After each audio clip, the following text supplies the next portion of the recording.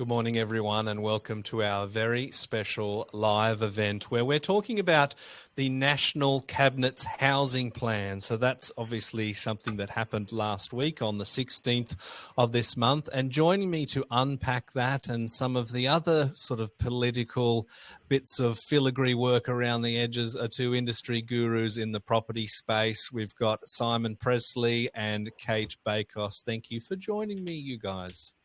It's an absolute pleasure. Two of my most favourite humans. Great to be on the Happy Show. Say that about you too. Isn't that lovely? Well, I mean, there are other people listening, so this could be an hour love-in, or we could get into the nitty-gritty. So maybe we'll do that. And now, if you've got any questions along the way, I am going to try and take those. But of course, this is the first time I've used this program, so we'll try and navigate that as best we can. Now, I want to talk about the background of the National Cabinet. So the National Cabinet became famous during COVID, right? Where the Prime Minister would meet with all the other states and figure out how to do it. But housing has become such a national concern that they've had a National Cabinet to talk about the housing plan. And this is really designed to speak to investors and let them know everything that they need to know with the shifting sands. So the Cabinet met this month to discuss a range of policies. One of the outcomes was what they term an ambitious new national target to build 1.2 million well-located homes over the next 5 years from the 1st of July next year. So it's an additional 200,000 new homes. The Commonwealth is also committed to $3 billion for performance-based funding, new home bonuses for states and territories. The incentives that they say are undertaking reforms around the planning as well to boost housing supply, increase housing affordability, and making a positive practical difference for Australians planning to buy a home. They're also talking about the National Planning Reform Blueprint. A better deal for renters is probably one of the big focuses that we're going to talk about today. So harmonising the rights of renters across Australia. So nationally consistent policy, moving towards limiting rent increases to once a year, such as it is in certain states, phasing in minimum rental standards, and Cate will give us some great insights there because Victoria's probably led the charge there. And they're saying that the changes will make a tangible impact to the almost 1/3 of Australian households who rent. Now, I want to start with yourself, Simon, because I can just sort of see the blood starting to simmer a little bit there. I want to talk to you about the quality of the public dialogue in and around property investment, the rental affordability crisis in the lead up to this National Cabinet meeting. Look, Australia needs to review its values, its core values as a nation. I feel strongly about this. We've lost focus of how this great country was originally founded a bit over 200 years ago when we had nothing and we were encouraged to pursue goals and to be disciplined and to aspire for good things, to work hard, to be rewarded for that. We've totally gone away from that, and I can't think of anywhere else in society that reflects how poor our values have become, Mike, than when it comes to so-called rights and entitlements for rental accommodation. We're not, a property investor is, 90% of people who provide Australia's rental accommodation are the everyday Aussie property investor who has an income of roughly $100,000. They're not rich people. They're school teachers, they're police officers, they're nurses. They are everyday Aussies who have made different choices to others who don't. And we should be treating those people well. We should be putting them up as role models, but we're actually dragging them down and trying to squash them into a feral gutter somewhere, and it's not right. The commentary leading up to the National Cabinet, I don't recall any politician, Liberal, Labor, Green, saying a tone to the effect of, what support can we provide rental suppliers or landlords so that tenants have more homes to choose from, so that there are less people living in makeshift accommodation, so that there's less pressure on rent prices? I can't recall anybody saying that. It's all about the poor tenant. If you care about the tenant, give them more choices. Yeah, it does seem a little bit obvious there. Now, Cate, as the president of the Real Estate Buyers Agents Association, and just in general a media personality in the property space, you would have been having quite a few interviews lately. We've seen you on the telly. What is this kind of rhetoric about, and why are we hearing landlords, as Simon says, as the majority provider of rental accommodation, not really kind of being part of this in anything other than a negative light? Yeah, it's a good question. We've unfortunately we've got a bit of a tall poppy syndrome habit in this nation, and I would concur with Simon. And back to the first question that you asked, Mike, public dialogue in the lead up. I wouldn't use the words community consultation and the decisions that have been made by the National Cabinet in tandem. There was no consultation, and I think talking to the Tenants Union and getting pressure from the Greens is not consultation. Consulting everyone that's a part of the entire dynamic is consultation. And when I chat about the entire dynamic, let's speak openly about numbers and percentages. Out of all of the rental properties in this nation, 9.5% are currently provided by the government and 83% are provided by private investors, which, as Simon said, we call them mum and dad investors, which is a bit of a dated saying. It's doctors, it's teachers, it's nurses, it's policemen, it's people trying to build some financial freedom for the future and not place pressure on the old age pension, and making sacrifices now to own property and to be responsible landlords and to pay down the debt and to, as you said, try and have a relationship with their tenant that's in harmony. And harmony is probably the word that's missing here. I don't know very many people that go into this with a disdain or a dislike of tenants. We go into this asset class because we understand that we have to have a harmonic relationship where we've got a property that's assigned to a tenant, they sign a lease, which is a contract, and then they help us make our repayments and we help provide shelter. I think the important thing to note here, though, is we've got a lot of people out there who are anticipating that every private investor that goes into this is doing it purely for altruistic reasons, or should be. And we're not. It's a feel good for a lot of people. For some, it's just an agnostic relationship with money. They're not looking to have drama in their lives, but they're not necessarily doing it out of the goodness of their heart. It's the asset class that they've chosen for their wealth building or retirement planning. And that's the critical issue. We've now got a nation that's looking at landlords with that greedy landlord kind of overtone, expecting that we should be doing it, and we owe this to our country to do it altruistically. And because we've got an investment property, we're so wealthy we can afford to be disadvantaged or treated badly with our asset. And I think the best contrast to use is to look at how we treat share investors.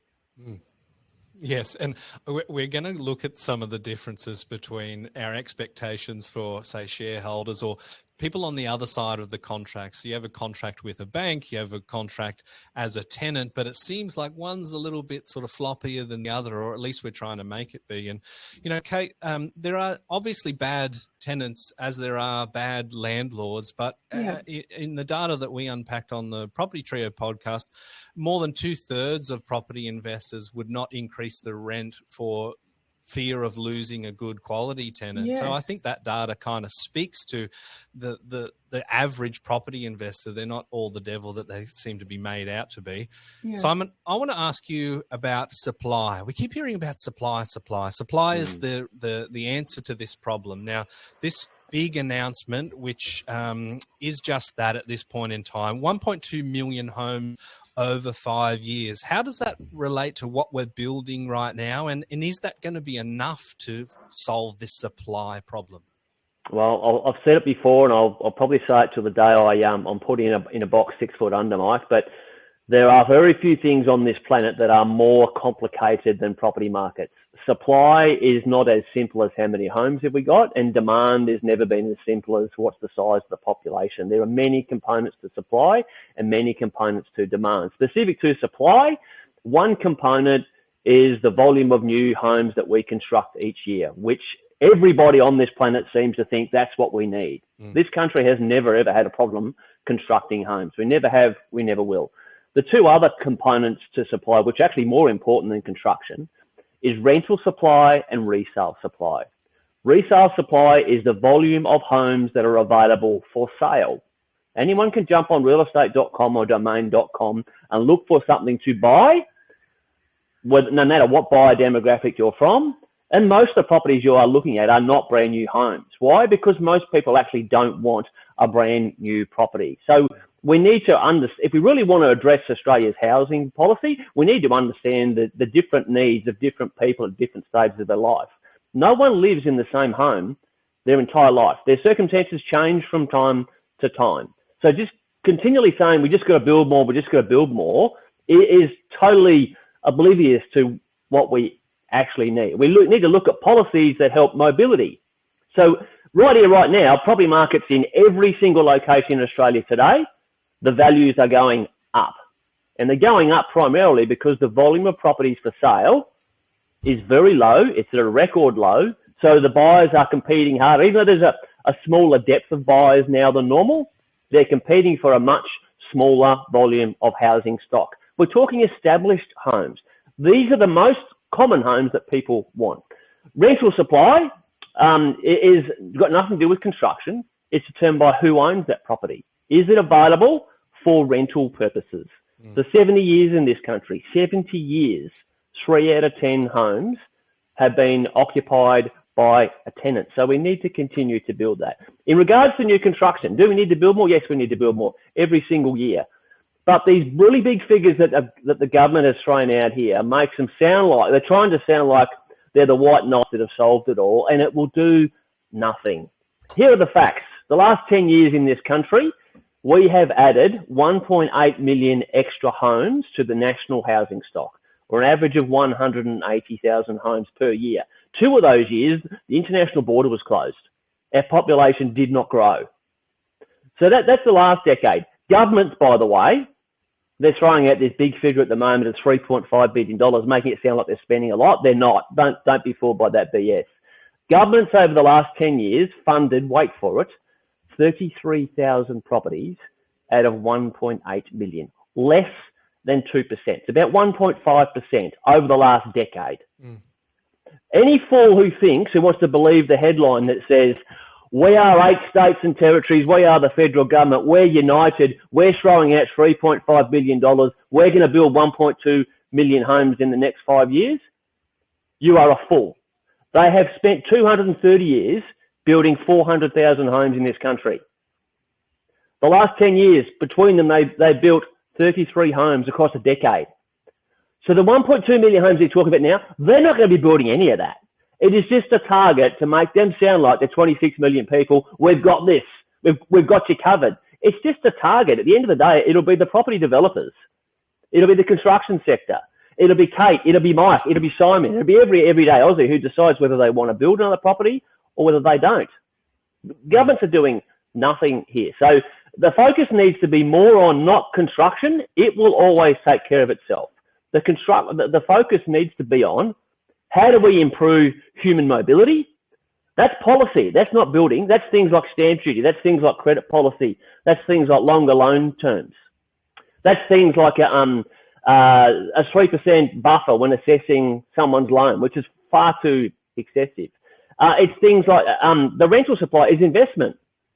Whether the government owns it or whether Mike or Simon or Cate owns it, what does it matter? We need more people who own a property who've stumped up their own money so that those who depend on rental accommodation have got more choices. That's called investing.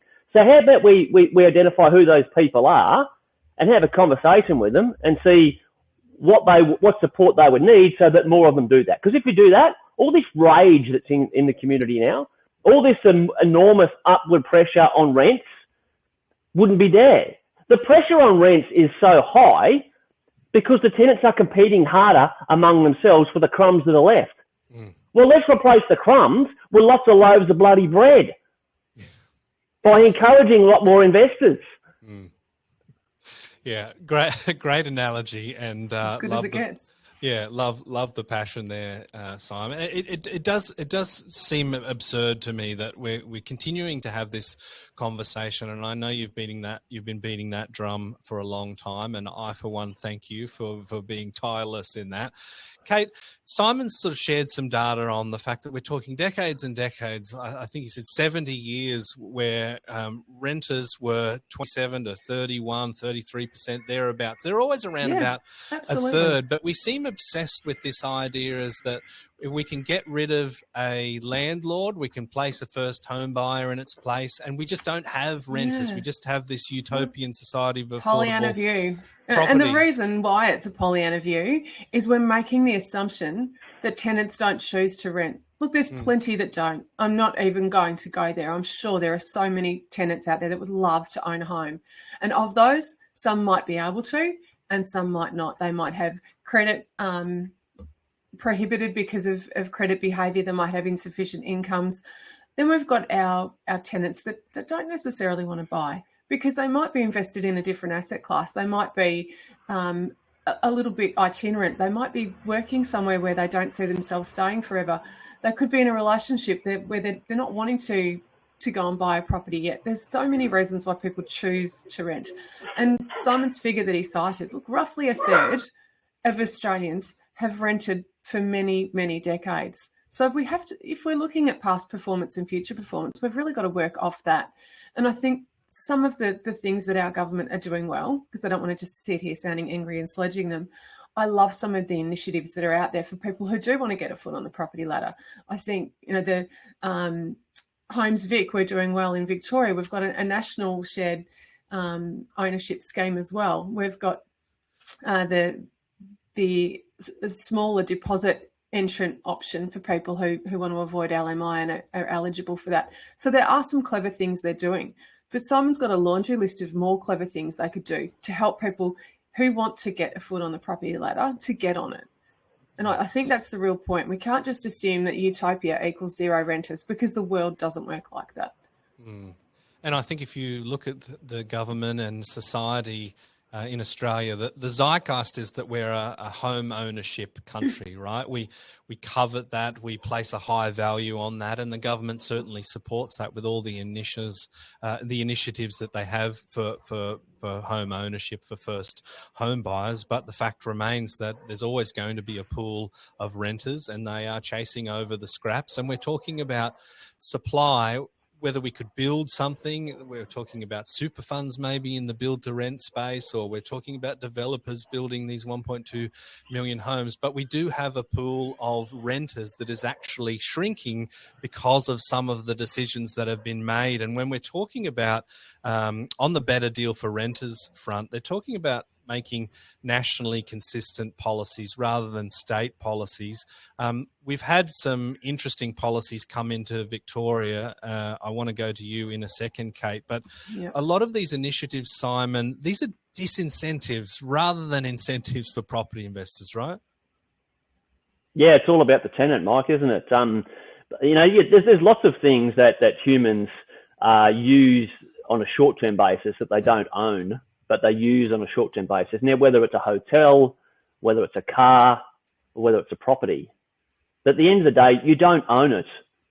As a consumer, you can search to your heart's content.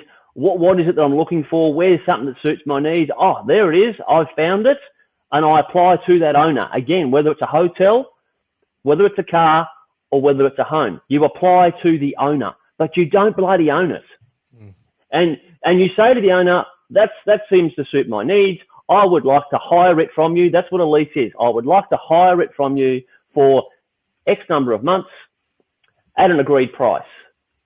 That's what a lease is. I think this country needs to be reminded the fundamental difference between a lease and ownership. And if the user doesn't like the terms of the lease, don't bloody apply for it in the first place.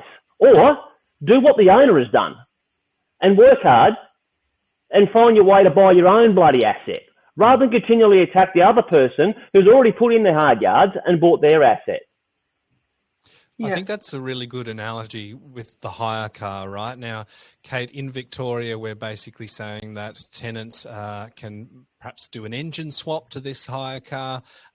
Perhaps at the end of that lease term, they might be able to just keep it because they want to for whatever reason. Now, of course, I'm being a little bit silly. No, I like it because I think if we use that term, it will get people thinking about just how ridiculous some of these changes are. Let's talk about the hire car. So if you're meant to pay for it and you decide you won't pay for it today or tomorrow, in fact, you'll wait until day 14, do you think that hire car company wouldn't have the tow truck out the front of your house? They absolutely would. But no, in Victoria, I'll read it to you. When a renter pays back overdue rent within 14 days, any notice to vacate issued by the rental provider for that overdue rent is then invalidated.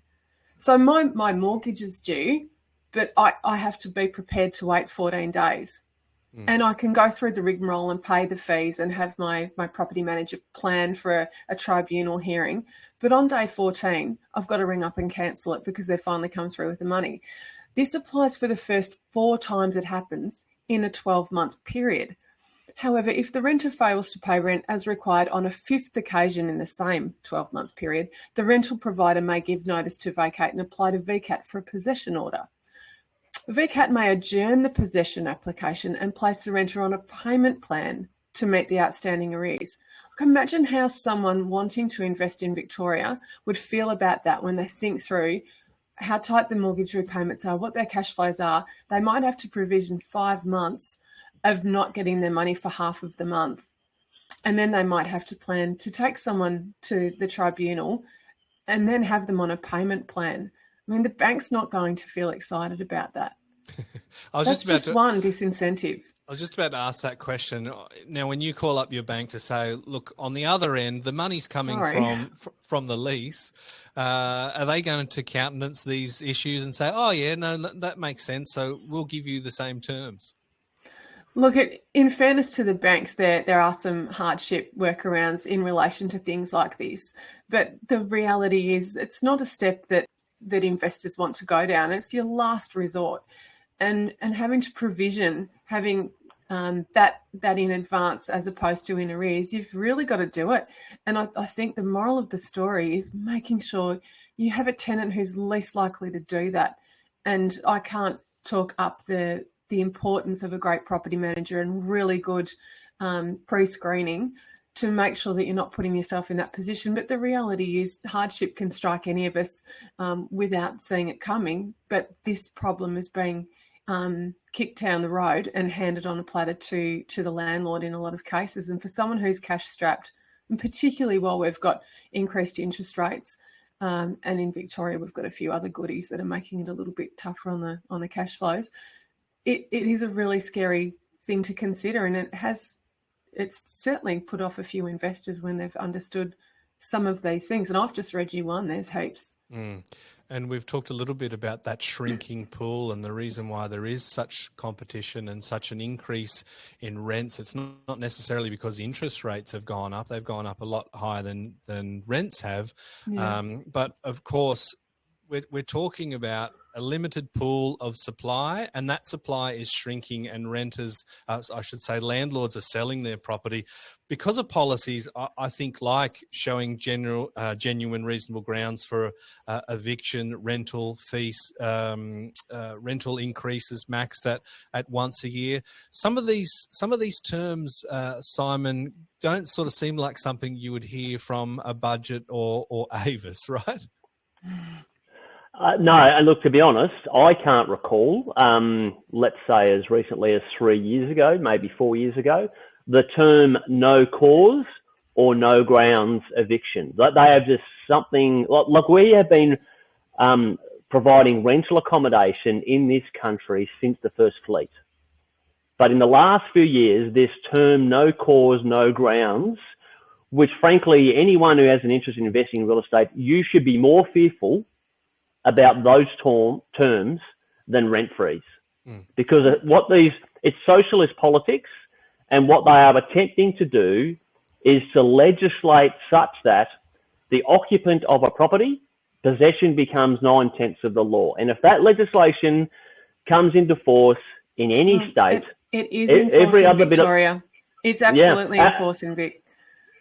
And what it will do, Kate, is once it's in, any other bit of legislation that governments want to bring in that make conditions even harder for landlords, increasingly the landlord situation becomes screwed. Because even when some of them want to, are that set up and they want to sell, the spirit behind these no cause, no grounds evictions, which I want to elaborate on more in a minute, but the spirit behind that is intended to, if the tenant is happy in the home that they're currently renting, they can essentially live there for the rest of their life. And the fact that Mike or Kate owns the property has no bearing on that. You've got no right there. It doesn't matter that you're the one who's taken the financial risk, that you pay the rates and the insurance and the repairs and maintenance. It doesn't matter. It's that person's home. It's not your asset. That's where they're coming to from this. This was law during World War I and World War II for a really good reason. We had 40% of Australia's male population in different countries fighting for a national security. So, and they were primarily the breadwinners of the home. So there were lots of people who literally were not able to pay the rent because they were fighting for the rest of us, for our survival. And it's shameful how we've let our ambassadors, so our ancestors down with how we've become now. That no grounds, no cause it is nothing. It is something that they are trying to bring in. It is non-existent. People need to be reminded what a lease means. Your tenure as a tenant, you decide that when you put in your application. When you've done your search and you said, Mike, I see you've got a property that you own, it's available to rent, it seems to meet the condition, the area that I want to live in, the size of the home, the price, I'm happy with that. Can I please rent it from you? Sure, no problem, Simon. How long would you like to rent it for? 6 months, 12 months, whatever. That's when you set the term.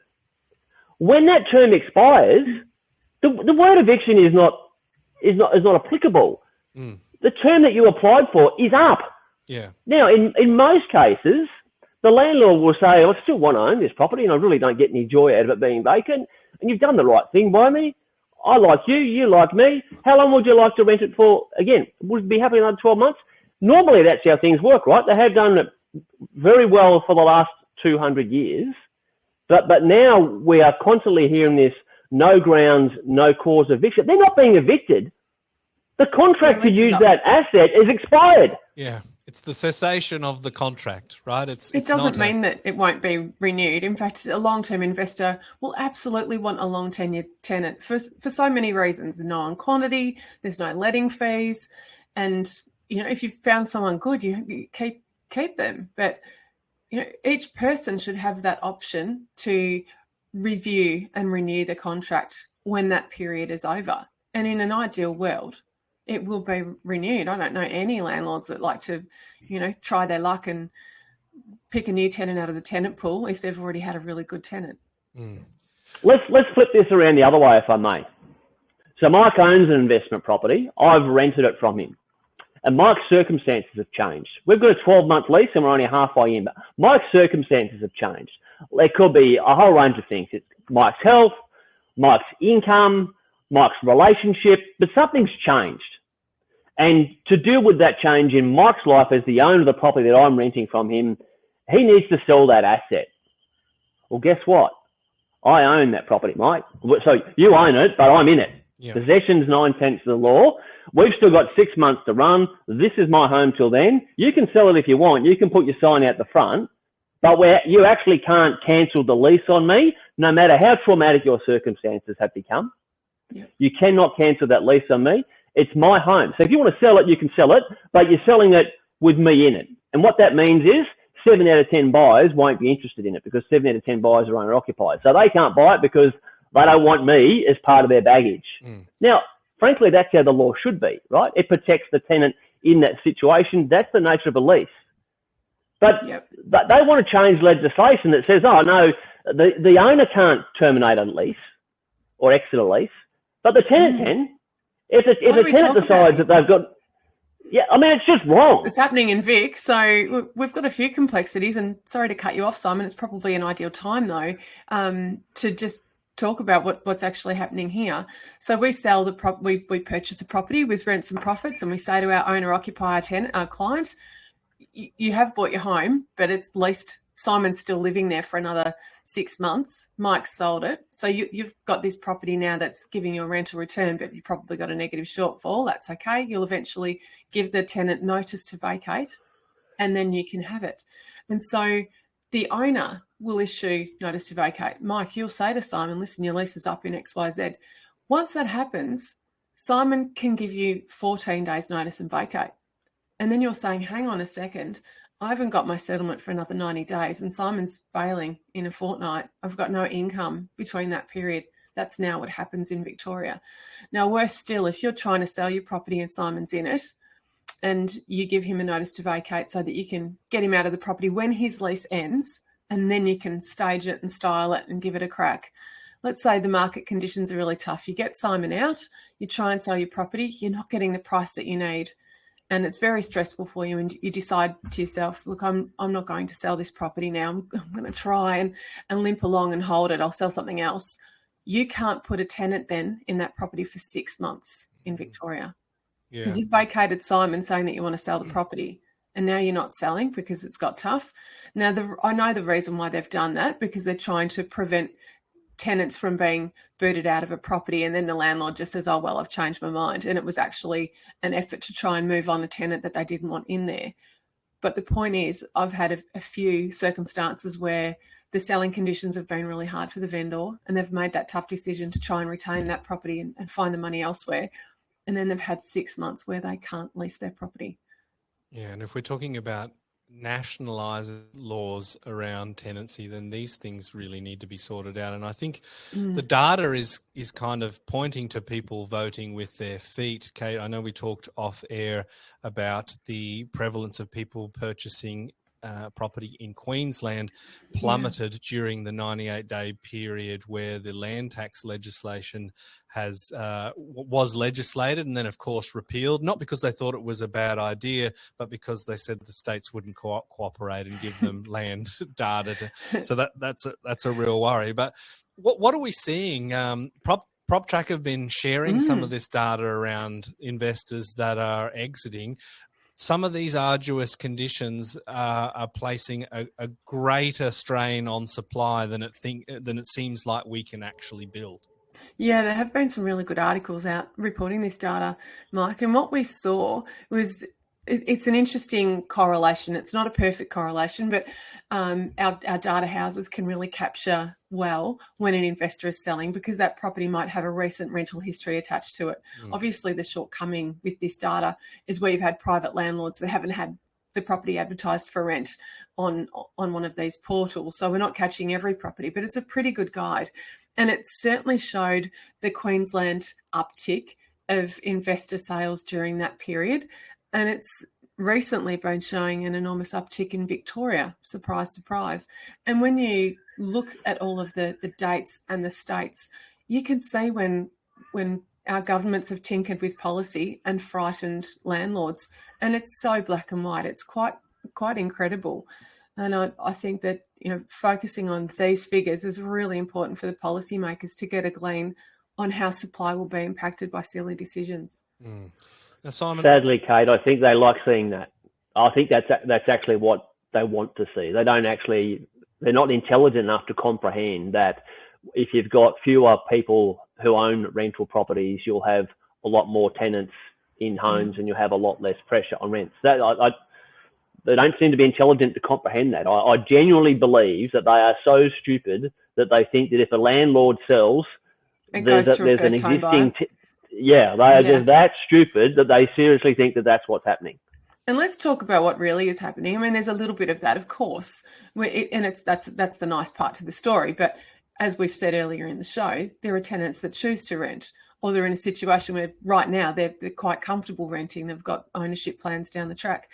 But we're also seeing a lot of households, particularly in Melbourne or Victoria, but anywhere where the tree change impacted their decision-making during COVID, the ones that have been called back into the office, many of them are buying a second home, a little city pad or something convenient in a ring. Or, we could see people going the other way and getting regional holiday homes. And the number of households that now own two properties to live in. I'm not talking about rental properties. I'm talking about properties that they like to stay in for themselves or put on the short stay market. There's been an increase.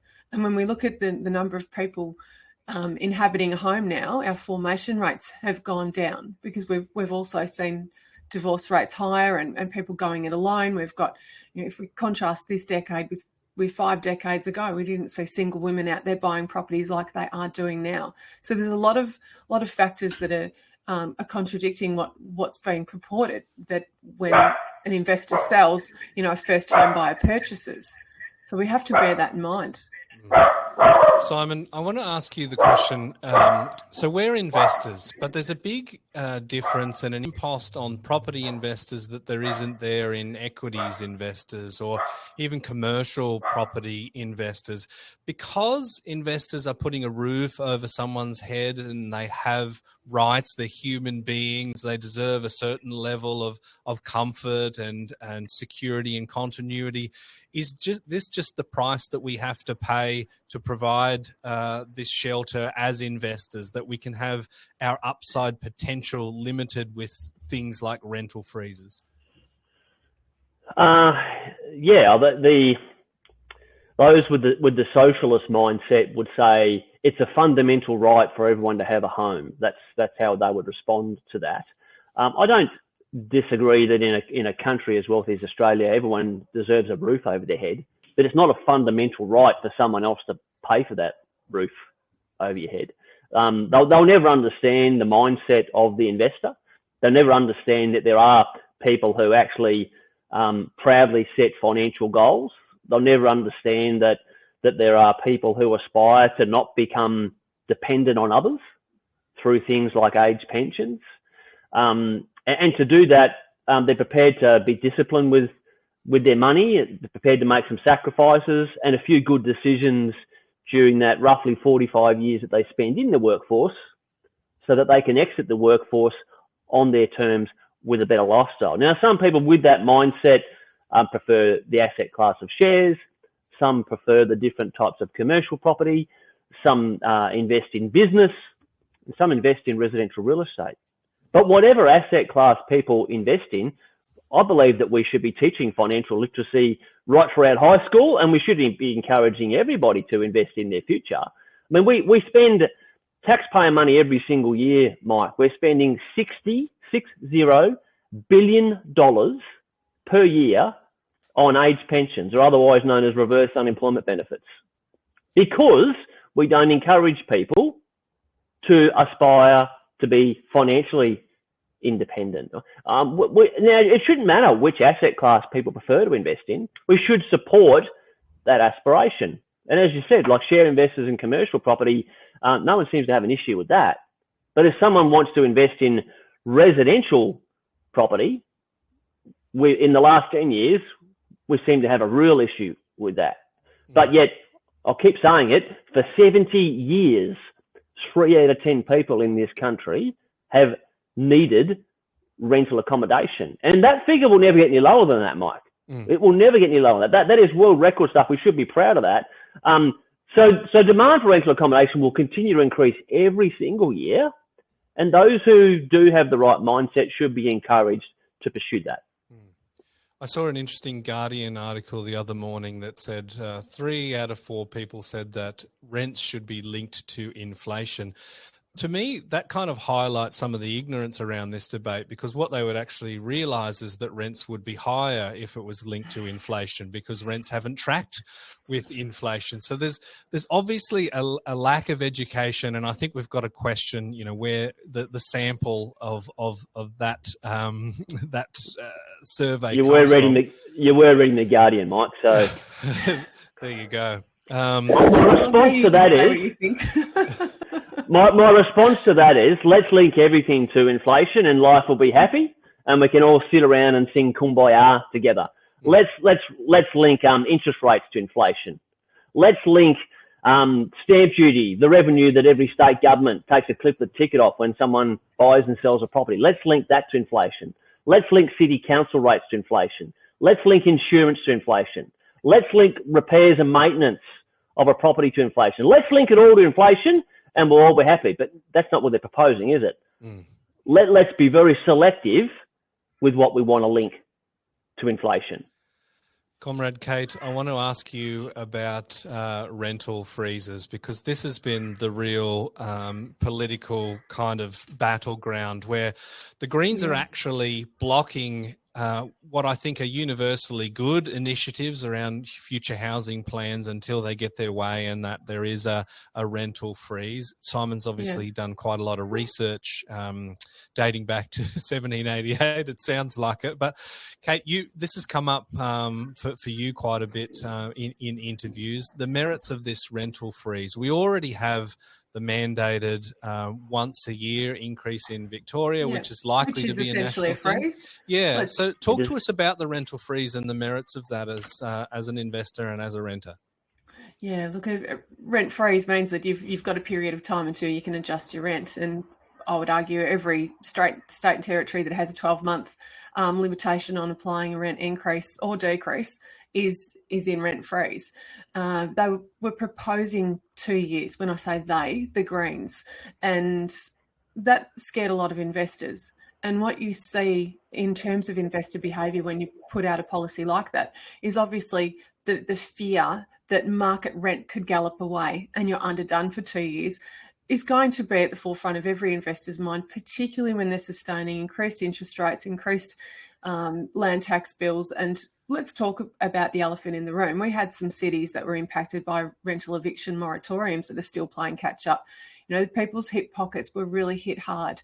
And for any investors who are thinking, gosh, is this going to, not just is it viable, but will it work out for me, or is it going to threaten my own happiness under my own roof at home? Will we have to be thinking about selling the family home or doing without? So it's a genuine concern. But the reality is 2 years of rent freeze, if it had come to the fore, would have potentially toppled a few people out of the property investment space. And for others, they would have been trying to maximise whatever rent they can get when they're starting, when they're placing a tenant into a property on a particular rent, or when they're adjusting their rent, knowing that it's 2 years until they can make any other changes. And I don't think that's good for renters either, to have most investors out there looking at what the maximum agreeable rent that they can get is, because as you said earlier, Mike, we've seen survey results showing that investors aren't necessarily trying to get top dollar or looking at changing their renter. They're happy with the status quo when they know they've got a really good tenant in place. So the 2 year rent freeze sparked a lot of attention. We saw a lot of articles, I had a lot of interviews, and we've had a Prime Minister say that that's not something that they're supporting. But, you know, in terms of aligning the states and territories, we've already got some states and territories, Victoria being one, that I would say have just gone way too far on the tenant side of the ledger. So would the other states want to align with Vic? I'm guessing not. Yeah, well, not if they want their supply to remain robust or increase rental accommodation. Simon, I reference your research into rental freezes. There's some historical precedents for that. Obviously, we talked about the world wars. Give us your insights on rental freezes and the merits of this as a policy. Yeah, well, pretty much every country in the world, during both World War I and World War II, did put a freeze on rents. But as I said, they're pretty extreme sort of circumstances when you've got a huge portion of your workforce fighting for your country's survival. So that wasn't just Australia, but specific to Australia, directly before both when World War I started and again when World War II started, we already had a significant shortage of rental accommodation before the war started. So, World War I was 4 years, World War II was 5 years. During the term of both wars, the construction sector largely was ground to a halt because most of those were our military soldiers as well. So we started the war with not enough rental supply, much the same as what it is today. But the normal extra number of properties that get built in a typical year doesn't get built for those 4 and 5 year periods respectively, because there is no workforce to do that. And then the war is over. The rental crisis, the rental shortage is much greater than what it was before the war started. All those military people return to a country. Everyone wants to get married Everyone wants to start to have a family. We ramp up overseas migration. It's an absolute shitstorm, right? So you can imagine the upward pressure on rent prices then. Like, it was a lot more intense than what we've got now, if people can imagine that. So what they did was same as what we're doing now. Out of fear of rent prices going up because we don't have enough rental supply, let's make sure that that can't happen by freezing rents. So we're treating the symptom rather than the cause. It's like saying, I've got a big gaping wound on my arm, I'll put a Band-Aid over the damn thing without actually realising that the thing is horribly infected, it's festering, and I could die. Treat the cause, not the symptom. So unfortunately, this went on for decades. So the World War ended in 1945, World War II, and it wasn't until the early 1970s that we had 8 states and territories that had returned to a free rental market.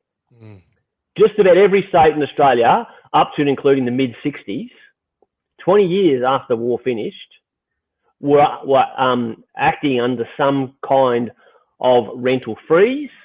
In a lot of cases, the tenant was not allowed to be moved out of that property. So investors, when the interest rates went up and all the other expenses went up, but their income couldn't go up to supplement that, and they wanted to sell, they couldn't sell. They literally couldn't sell because but during this whole time, Mike, asset values rocketed. So if these idiots who think that putting a freeze on rents is going to all of a sudden make the value of a home more affordable, so it's easier for some of these tenants to buy, they're grossly mistaken if they think there's a precedent from the war that, all of a sudden the average home price is going to get so much more affordable. That won't happen. But as the size or as the value of the asset increases, the next purchaser needs an even bigger mortgage. So their cash flow becomes an even worse situation than the current owner. So there are different countries at different times return to a free market. Sweden today is still acting under the same rent freeze that they put in place during World War II. The waiting time, I believe, for a home, if you're looking to rent an apartment in Sweden, is about 25 years. Good luck with that. Russia returned to communist Russia returned to a free market in the early 90s. So 50 years after the war, they finally returned to it. The waiting time for an apartment, 10, 11 years. Any piece of policy that causes harm to those who supply rental accommodation will inadvertently create more problems for those who want to use rental accommodation, because you get less and less and less investors participate. Now, 25 years, wow. Yeah, there's crazy, mind-blowing statistics there. Thank you, Simon. Now, we've got the Senate hearing into housing affordability, and people have been busy making suggestions. I want to hear from you guys. Let's assume that they're looking at this this presentation that we're doing here, or this discussion. I mean, are we forever to be painted as biased as property investors? The points that we're trying to get across, I think it's important to highlight the fact that we actually, I think all can agree that there's a real societal harm, and we might be, making fun of certain policies, but every time we're having this conversation, the rates of homelessness go up in Australia, and I know that that's something that we all deeply care about. How do we get this message to policymakers in a way that just doesn't seem like, okay, we're one of those negative gearing group of people that is just, kind of a drain on society? It's a really good question, Mike. You go, Kate. You go. I think that the rhetoric that's been going, around greedy landlord, we have to turn that around without looking like, we're capitalist and trying to push our own agenda. And I think, to Simon's point, in a nation like Australia, everybody should have a roof over their head. And it's a blight against our nation and the way that we run things when you see people sleeping rough and having to struggle to support their loved ones with a roof over their head. That's horrendous. I think a sensible conversation about supply has to come at some stage, but I fear that things will get worse before that's something that we can point to, because disincentive disincentivizing investors is all well and good for us to say it's a bad thing, but when supply really dwindles and conditions get worse and they start doing, a bit of a property head count and realizing that there's a contingent who will always rent, I think that's when we'll be able to have a sensible conversation. And it's not about incentivizing investors. It's about making it fair. And I also think that we've got to address how we can help people who genuinely want to get a foot on the property ladder. How can we remove some of those barriers and make it a little bit better? And some of the best ideas that I've seen that are different to what we've heard peddled have actually come from our very own Simon Pressley. And they were positive. They weren't ranty. There were some really good insights for how we could start thinking about enabling property ownership for people who aren't quite ticking all the boxes right now in terms of loan terms and being a candidate for a loan with a lender with just a few simple changes. How lucky we are to have the man himself in the room right now. Over to you, Simon. So to answer your question, Mike, what I've tried for 8 years, as you both know, I'm a facts and figures person. I'm an evidence-based decision maker. And I've spent the last 8 years of my life just punching out so much evidence and proof before the problem that we're talking about now eventuated. Showing people that these policies, where you've made it harder for investors to get loans and you've done this and you've done that, you're discouraging people. And if you continue to do this, we're going to end up in a situation that vacancy rates will continue to fall. And when they fall below a certain level, then you'll see not only more people who can't find somewhere to rent, but you'll see the prices of rents go up. So I did that, let's say, for 8 years ago through to 2 years ago. And then the rents started to rise. And then the number of people living in makeshift accommodation is here. Well, I've done my best to try to avoid us getting in this situation. What I've done, and that clearly didn't work, because I know the politicians who've made these policies have read all this, because we get to see on the back end of the Propertyology website who's actually following our material. So I know that they've read it, but they've chosen to ignore it. So I've tried to change things in the last 12 months or so, because all we keep hearing about is inflation. And the Greens and some others who are trying to put a freeze on rents, their argument is cost of living. We can't afford that increase in rent, so you just can't do that. What they're not doing is saying that the person who's actually providing that accommodation, they've also got cost of living as well, right? I've crunched the numbers just this week, Mike. If someone's looking to buy a home for investment purposes in any one of our 8 capital cities today at the median house price today, and to purchase it with a 10% deposit on an interest-only loan, not principal and interest, on an interest-only loan, the absolute most affordable, or the biggest, the smallest shortfall, will be $30,000 per annum. That's what their cash flow is. That's a loss. If it's somewhere like Sydney, it's $60,000 per annum. That's the shortfall between rental income and property expenses. So we're focusing on the cost of living pressures for one segment of society, but we're conveniently neglecting the cost of living pressures for the person who's actually providing that rental accommodation. Let's go further. Cost of living is not just the cost of rent. The cost of food, the cost of petrol, the cost of building materials, the cost of electricity. What do sensible policy makers do with those living costs? I'll answer my own question. They engage with industry and they say, hello, farming industry, the cost of food is high. We understand why that is, because we haven't produced enough food. What do you need so that we can help you produce more food, otherwise known as fucking supply? Petrol. We don't have enough oil in the world. Cost of petrol's going up. Let's produce some more oil. That will drag the cost of petrol down. What do we do with rental accommodation? Bugger those who provide it. We won't even talk to them. We'll make their life harder. Is that actually going to improve the situation or hinder the situation? So they're the angles I've tried. I don't know what to do anymore. As people can tell when I talk about this topic anymore, more and more I get angry because no one's listening or they don't care and they're making it worse. In the interest of Simon's blood pressure, Cate, I'm going to go to you. But great sentiments. Simon did say, can we have a red after? And I so feel like having a red wine with you two fellas right now. So getting back to the topic of this conversation, the National Housing Cabinet, and what do property investors need to know? I think as property investors, we need to know that there's no political appetite to say that as investors we are providing any valuable service to the nation, as distinct from the stats that are saying that we're providing the vast majority of rental accommodation. Now, could the government build 8 million homes to house renters? Yeah, I suppose possibly they could, but the reality is that that's a very unlikely thing to happen. But Cate, what do you think that us property investors need to know in the current climate? Oh, us property investors.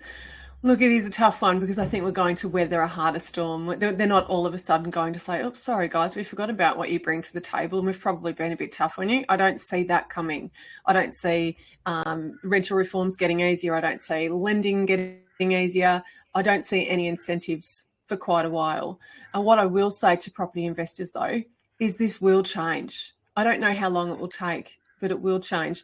What we've seen, and it's a horrible byproduct of what tenants are going through now, is rental yields have gone up, vacancy rates have reduced, and of course that puts pressure on rents. And many of us who have had very negatively geared properties have now got moderately negatively geared properties. But having said that, we've also had rental increase, the cost of interest going up as well. So that hasn't worked hand in hand.